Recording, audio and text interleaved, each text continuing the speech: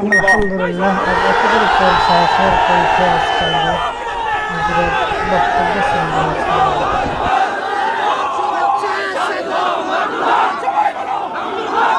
আসসালামু আলাইকুম ওয়া রাহমাতুল্লাহ। আলহামদুলিল্লাহি ওয়া কাফা ওয়া সালামুন আলা ইবাদিহিল্লাযীনা ইসতাফা। আম্মা বা'দ। আউযু বিল্লাহি মিনাশ শাইতানির রাজীম। বিসমিল্লাহির রাহমানির রহিম।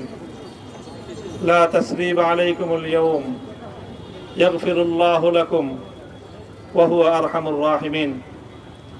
সাদাকাল্লাহুল আযীম।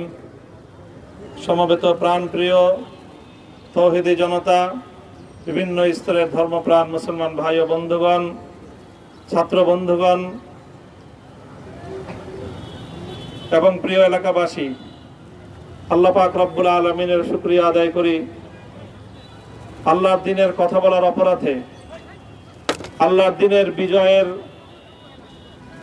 ঝান্ডা এবং কেতন উড্ডীন করার প্রত্যয় ব্যক্ত করার অপরাধে, আল্লাহর জমিনে আল্লাহর দ্বীন প্রতিষ্ঠার আন্দোলনের অপরাধে আমরা অনেক ভাই কারারুদ্ধ হয়েছিলাম।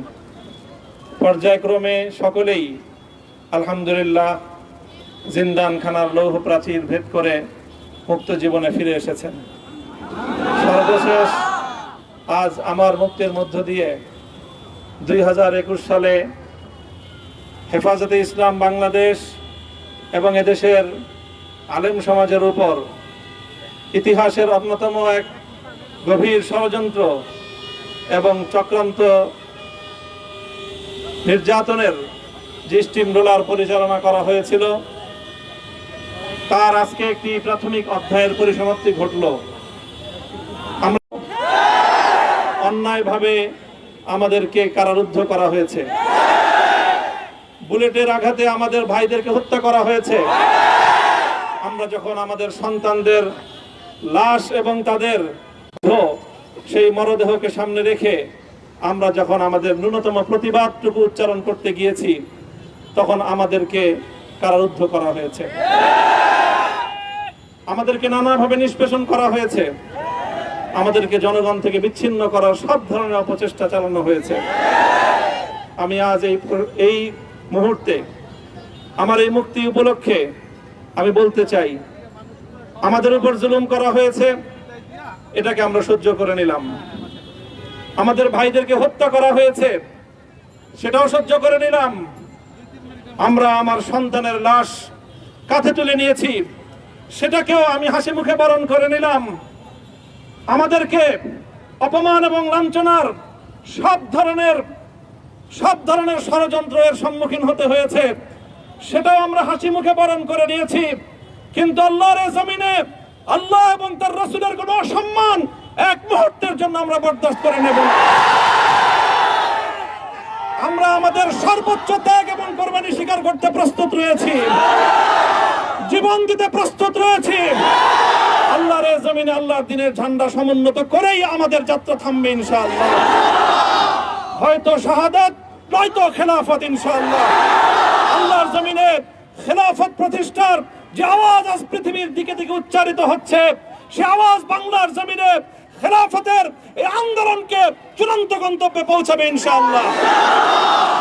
আমি বাংলাদেশের আলেম সমাজ, হেফাজতে ইসলাম বাংলাদেশ সহ বাংলাদেশ খেলাফত মজলিস সহ সকল ভ্রাতৃপ্রতিম সংগঠন, সকল ধর্মপ্রাণ, ইসলামপন্থী বিভিন্ন ছোটখাটো মতভেদ, মতবিরোধ, মত পার্থক্যের ঊর্ধ্বে উঠে যারা এলায়ে কালিমাতুল্লাহর এই এক বাণীতে বিশ্বাসী, আল্লাহর জমিনে আল্লাহর দ্বীন কায়েম করতে চাই, আমাদের তাআলাউ ইলা কালিমাতিন সাওয়াইন বাইনানা ওয়া বাইনাকুম এই এক মন্ত্রে উজ্জীবিত হয়ে আল্লাহর দ্বীনের ঝান্ডা সমুন্নত করবার এই আন্দোলন এবং সংগ্রামে আমি নিজেকে উৎসর্গ করার ঘোষণা করছি। এবং আমার সকল ভাইদেরকে, আমি সকল উলামায়ে কেরামকে এবং ধর্মপ্রাণ মুসলমানদেরকে, ইসলামী নেতৃত্বকে ঐক্যবদ্ধভাবে এই সংগ্রামের ঝান্ডা সমুন্নত করবার, ধারণ করবার আহ্বান জানাচ্ছি। এবং আপনাদের সকলকে আবার শুকরিয়া জ্ঞাপন করছি যে আজকে আপনারা এভাবে আমাকে উৎসাহিত করেছেন, উজ্জীবিত করেছেন। আল্লাহ পাক আপনাদের সকলকে উত্তম বিনিময় দান করুন। প্রিয় ভাইরা, জুমার নামাজের জুমার নামাজের একেবারে ঠিক আগ মুহূর্ত। এখন সব মসজিদগুলোতে জুমার প্রস্তুতি চলছে। আমরা এখন এখানে খুব সংক্ষিপ্ত দোয়ার মাধ্যমে আমাদের আজকের এই প্রোগ্রামের সমাপ্তি ঘোষণা করব। এরপরে ইনশাল্লাহ প্রত্যেকে সুশৃঙ্খলভাবে যার যার জায়গা মতো বা আশেপাশের মসজিদগুলোতে গিয়ে আপনারা জুমার নামাজ আদায় করবেন।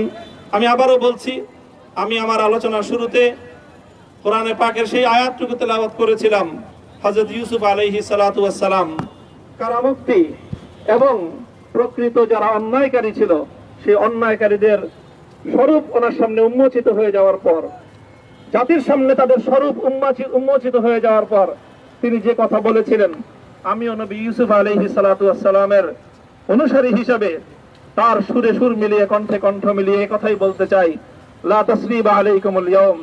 ব্যক্তিগত আক্রোশের প্রতিশোধ আমরা কারো কাছ থেকে গ্রহণ করব না। সকলকে আহ্বান জানাই, মাদ্রাসা, স্কুল, কলেজ, ভার্সিটি কোন শিক্ষা ব্যবস্থার ছাত্রদের মধ্যে বিভেদ করার বিশ্বাসী নীতিতে মামুনুল হক বিশ্বাস করে না। আসো, স্কুলের ছাত্র আসো, আমার মাদ্রাসার ছাত্র পাশে দাঁড়াও, কলেজ থেকে আসো,